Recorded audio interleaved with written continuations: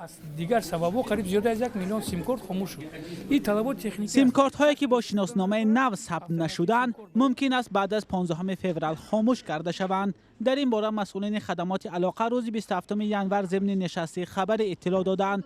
فعلا 3.8 میلیون سیم کارت با قید شناسنامه های کهنه می باشند و احتمال بعد ماه فوریه خاموش شدنشان زیاد است. که ما اعضای اتحادیه دولت اعضای علاقه برخی هستیم، برخی امید جهانی میجنرال سایز الکتریسیته منطقوی هستیم RSS، یعنی که قاعده و قانون ها را باید که اجرا نماییم و پیش از همه برای تامین امنیت شهروند دولت.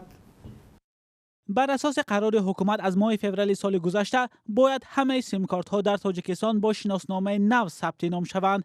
تصمیمی که باعث انبوه زیاد آدمان در نزد اداره های شناسنامه دهی شد. برخی ساکنان میگویند به سبب شناسنامه کهنه محروم کردن آنها از ارتباط تلفنی حقوق آنها را پایمال میکند.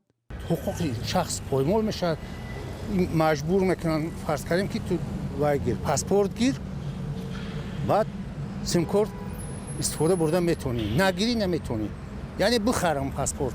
ضروریت چاپلوسا ندیدم برای چی ایواز کردن اساسا میره با اون پاسپورت فامیل انوم همش همون باشه با برای پلاستیک ایمی نکردن فرقش دنیا همون دنیا کجا استقامت همش فرقیت چما پروسا نفر چی برای ایواز کردن شناسنامه تقریبا 100 سومانی ضرور است. بعضی ها میگویند این پول زیاد است. خلق بیچاره کم بغل اگه جمعه بود این باره پاسپورت کنه خیلیش نو کدگی ان با سرکه با پاسپورت با پول از خود.